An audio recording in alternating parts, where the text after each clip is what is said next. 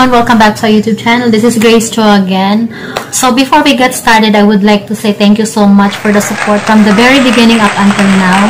At bago ko pong sabihin sa inyo lahat ng mga impormasyon, lahat ng mga update, gusto ko pong humingi sa inyo ng paumanhin since 5 buwan po akong hindi nakapag-upload kasi po umuwi ako ng probinsya at alam naman po natin na yung connection sa probinsya is pahirapan. But since andito na ulit ako, sisikapin ko pong every week ako mag-upload ng video. At the same time, pagsagot sa mga tanong nyo sa akin sa comment section dun sa mga previous video ko. So, sa mga bago pa lang sa channel ko, kung naghanap po kayo ng mga latest job update abroad every month or every week, at saka sa pag-verify ng mga legit agency, well, you're on the right channel. So, watch this video till end. And to get the most important information, para po ma-verify kayo sa mga upload video ko, click the bell notification for you to get notified. At saka, bago ko po i-proceed, ang dami nyo po mga tanong sa akin, o ang dami nyo po mga comments sa akin when it comes sa pag-apply abroad. Well, kung interesado po kayo, kung may pangarap po kayo sa buhay, talagang pagtatrabahuan niya po yun. Kasi, sa pag-apply abroad, hindi po madali. Hindi po agad-agad makakalabas ka, hindi po agad-agad makakalis ka, or pag mag-apply ka ng ganitong agency, pag mag-apply ka dyan, is matatanggap ka. Kasi, from the first place, ang dami pong nag-abroad. Hindi lang ikaw, hindi lang siya, hindi lang sila. Ang daming nag-abroad. So, ando na po yung competition. So, para mapansin kayo, of course, magpapakita kayo ng gilas during your application. So, wag niyo po akong i-blame na hindi po kayo natanggap, hindi po kayo nakapasa kasi ikaw mismo sa sarili mo alam mo kung bakit ka hindi nakapasa or bakit hindi ka natanggap. Okay po? So, kayo po yung mag-aasikaso nun, kayo po yung magtatrabaho, kayo po yung mag-apply. So, kayo po yung responsable doon. Hindi po ako. Kasi po ako is nagbibigay lamang po ng mga impormasyon para madali na po sa inyo yung pagkuha ng mga impormasyon. Yun po yung party ko. So, yung party nyo naman po is pagtrabahuan nyo, pagsikapan nyo, at magtiyaga po kayo kung may pangarap kayo sa buhay na makapagtrabaho abroad. Okay po? So, sa mga bago pa lang sa channel ko, again, this is Grace Cho again, and click the bell notification for you to get notified. So, yung agency na ibibigay ko sa inyo for today is one of the top agents in the Philippines, which is the Icon Solution Asia Incorporation, license number PUEA-002-LB-01042-R, address 8th floor, Algo Center, 162 LP, Libis Street, Salcedo Village, Makati City. So, lahat po ng mga binabanggit kong impormasyon is nasa screen po para kung mabilis man po ako magsalita, ma-screenshot nyo na rin, may screenshot nyo pa rin po.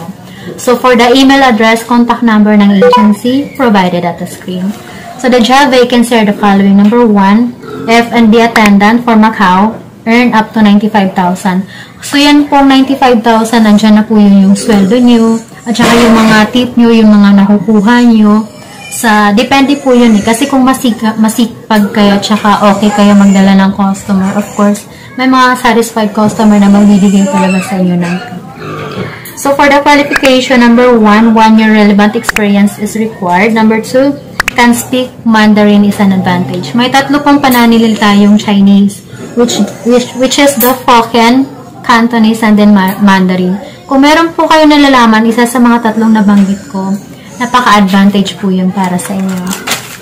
And then number 3, qualification, experience in 5-star hotel or casino is a plus. How to apply? Email your CV, your updated CV. The email address of the agency is provided at the screen. For the subject, bar attendant for Macau. Number 2, hotel lobby greeter for Macau. Qualification number 1 with at least 1 year customer service experience or required. Number 2, preferably with good communication skills. Number 3, female candidates must be at least 170 cm tall. For male must be 180 cm tall. So, para sa babae is 170 cm tall. Para naman sa lalaki is 180 cm tall. How to apply? Copy this link, paste and apply. Nasa screen po yung link. So, meron din po nagtatanong, bago ko po i-proceed, may nagtatanong po sa akin, paano po ba Paano po ba yun? So, yung link na nilalagay ko sa screen, halimbawa doon kayo sa Facebook, i-copy nyo po yun, tapos pag click nyo po yun, diretso po kayo ma-route dun sa page na yun. So, ano na lang po kayo, tawag doon, mag-fill up na lang po kayo. Lahat po ng mga katanungan doon na kailangan yung sagutan, sasagutin nyo po yun. Tapos, nandun naman po sa baba yung i-click nyo na submit. So, next job is front desk for Japan. Qualification number 1, must be pass Japan Founding Test, which is the GPT or Japan Language Proficiency Test N4 or GLPT. Number 2, completed technical. Before ko po i-proceed, bakit po kailangan natin i-pass itong GPT or GLPT? Kasi, di ba sa Japan, yung pangunahin talaga, yung ginagamit talaga nilang lingwahe is yung lingwahe nila. Para hindi po tayo mahirapan sa pakikipag-usap sa kanila, kailangan mo pong malaman or may alam kayo or may kaalaman kayo sa pagsusulat at sa pananalita ng mga Japanese. So, number 2, qualification, completed technical internship training program, which is the TITP. Number 3, with level 3, national trade skill test certificate. For employers interview, so ibig sabihin, kung sino yung nag-hired, like for example, ako yung may-ari ng kumpanya na yun, ako po mismo yung mag-interview sa mga employer. So, kung ganyan po yung process, mas kailangan nyo pong magpakitang gilas para matanggap kayo or makuhaan kayo or makita nila yung potential mo at sigurado ako na of course natatanggap ka or tatanggapin ka. And then how to apply, again, for the email address is provided at the screen. For the subject, front desk for Japan. Number 4, electrical technician for Saudi Arabia under Mega Power Company. For the qualification number 1, with experience in synchronizing panels, installing, repairing, and programming. How to apply, the email address of the agency is provided at the screen, which is the subject, electrical technician for KSA. Number 5, building sheet metal worker for Japan. Qualification number 1, again, pass Japan Foundation Test, which is the GFT or Japan Language Proficiency Test N4 or GLPT. Number 2, completed technical internship training program, which is the TITP. And then the last one with level 3 national trade skill certificate. How to apply, the agency email address is provided at the screen. The subject, building sheet metal worker for Japan. Number 6, F&B service ambassador for Macau. Qualification number 1, open for female applicants only. Number 2, at least 170 centimeter in height, and then of course presentable. Number 4, preferably with experience in luxurious hotels. How to apply, for the agency email address is provided at the screen. And then for the subject, F&B service ambassador for Japan. I should say for Macau. Number 7, auto technician for Macau. Qualification number 1, again, yung pinaka-importante, pass the Japan Foundation Test, which is the JFT or Japan Language Proficiency Test N4 or GLPT. And then, the second one, completed technical internship training program, which is the TITP. Number 3, with level 3 national trade skill certificate. How to apply? The email address of the agency is provided at the screen. And then for the subject, auto technician for Japan.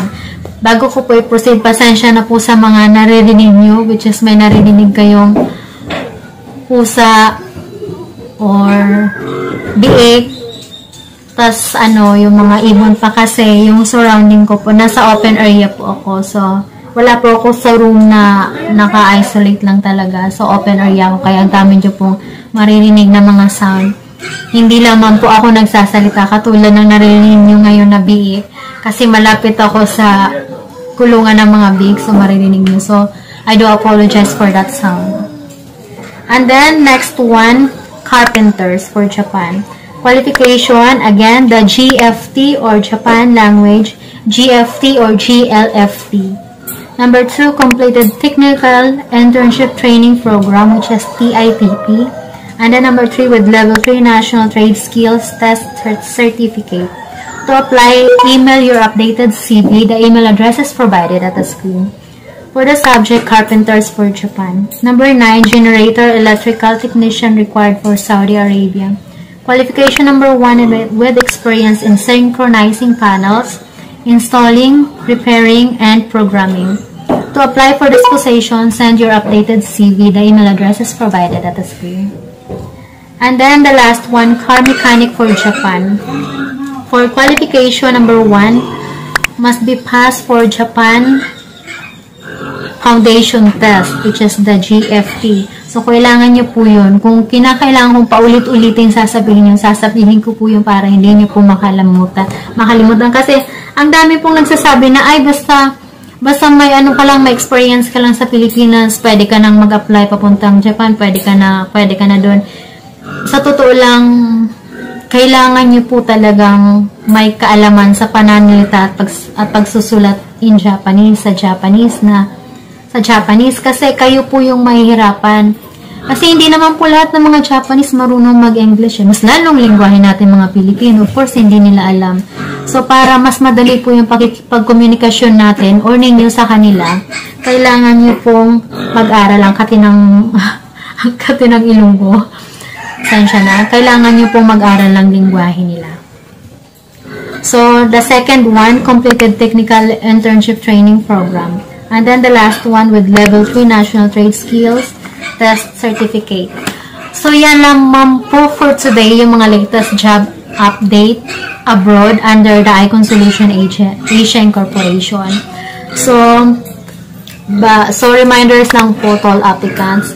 For manpower polling only, no fees will be collected. So, ibig sabihin, maging alerto kayo or beware. So, like for example, may mag-approach sa inyo bago palang pumasok na agency or paglabas na ng agency na sasabihan kayo na ay, pwede ka mag-apply sa amin, pa-applyin kita pero kailangan mo magbayad ng ganito. Naku, hindi po ganon. Lahat po ng mga verified agency under the DMW, which is the Department of Migrant Workers, wala pong ganon. Wala pong sasabihin na kailangan nyo magbayad ng ganitong pera para makapag-apply. Hindi po ganon. Kung gagastos man kayo, which is yung pagkuha lang ng passport nyo, pamasahe nyo, pagkain nyo, at saka yung mga like yung kumukuha kayong sa OWA, ganun lamang po. Pero yung pagpasok mo sa agency, pa-applyin ka nila na in return na gagastos ka, kailangan mong magbayad sa agency, hindi po ganun. So, dapat maging alerto po kayo sa mga ganun para hindi po kayo maloko. Nasabi pa nga na para hindi kayo maloko, wag kayo magpaloko para walang manloloko, diba?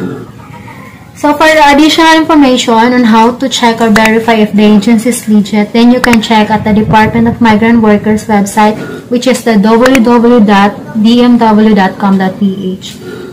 And to all my subscriber, unique viewers, thank you so much from the very beginning up until now for the support.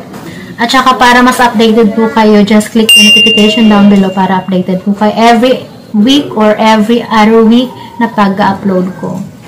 At saka kung gusto niyo din pong mag-support sa page ko o sa channel ko, meron po kayo doon makikita na subscribe.